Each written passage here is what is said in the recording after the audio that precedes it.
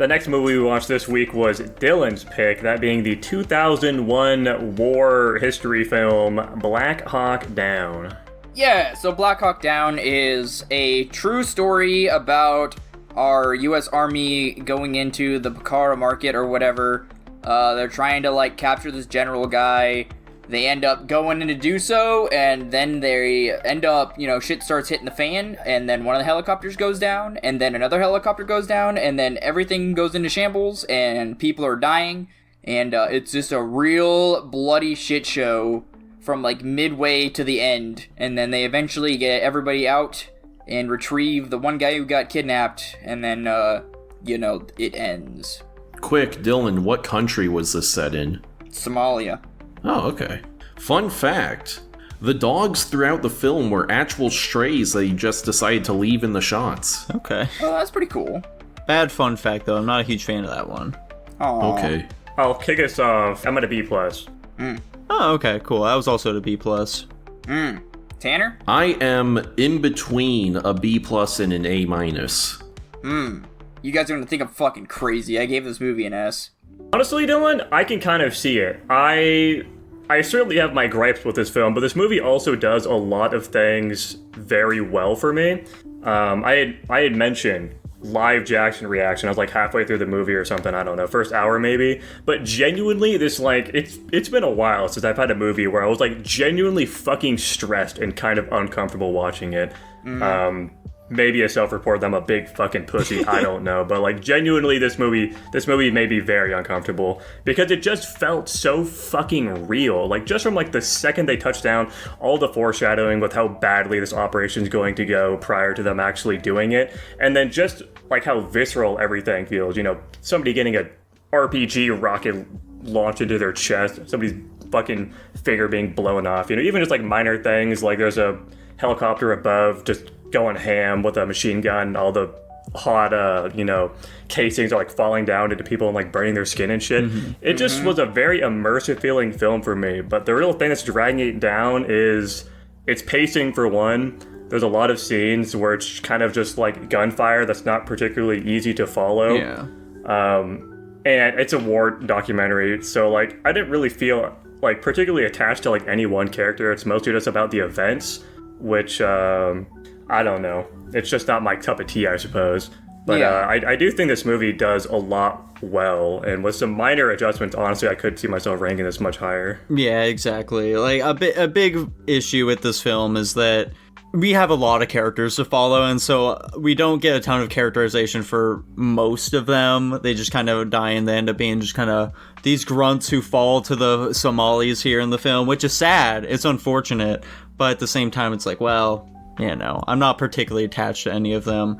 And just like, this isn't going to sound very fair whatsoever, but it's like, this is a war movie, so of course it's going to be very horrific, but like, it just feels like too low-hanging fruit. It's too easy to make a war movie feel horrific for me. It needs to do something really special in order to like set it apart from the others. And this one just unfortunately didn't really do that.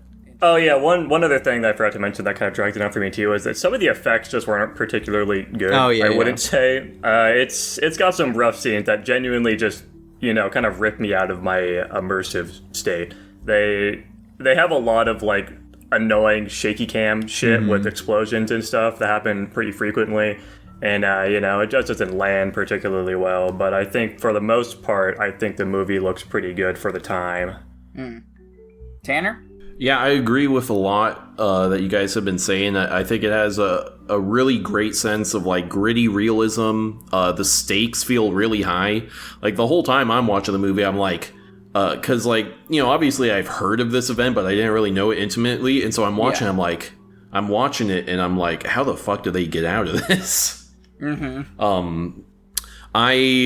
I agree with some of the special effects. I think the practical effects, generally speaking, look really good, and a lot of the like very real explosions and destruction in here looks great. My negatives are this is an editing thing. It has these weird like freeze frames during action scenes here and there that I thought didn't work very well.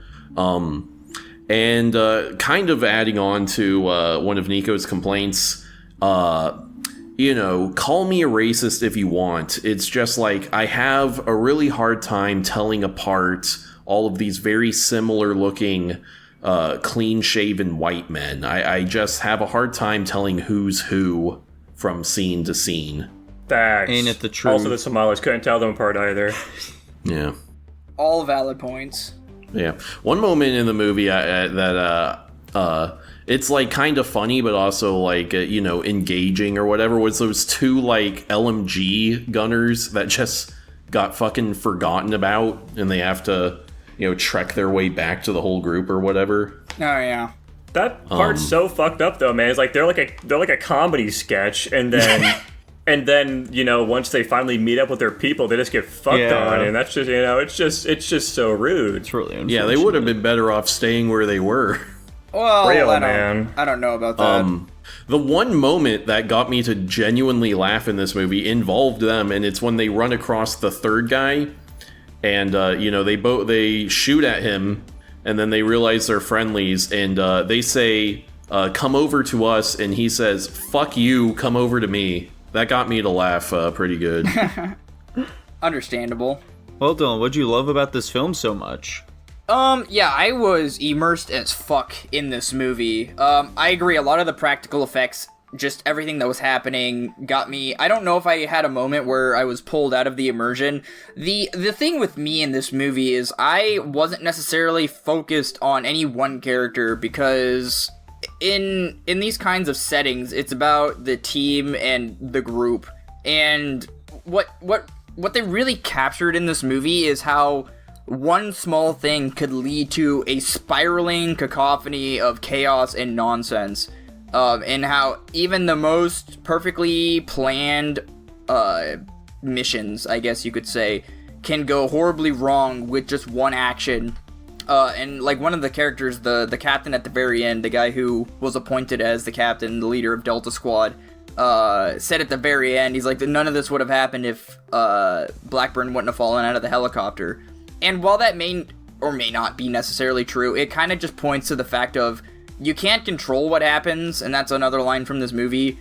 You can't control what happens, and just like I guess you could say as a metaphorical piece in this is, while the convoy is driving around through the city, like, yeah, they're heavily armored Humvees with bulletproof windshields and like 50 cals mounted on the top, but even those can only take so much damage, and like, it just, like, the time of warfare is worn on those Jeeps, and the same goes for the American soldiers. And like, I thought a really cool thing with it was like, they were returning people back to base, but then they were heading back out, and it was like, I'm not gonna fucking lie, I cried like a little bitch in this movie, just because maybe it was patriotism, I don't know, but it was the idea of no man left behind.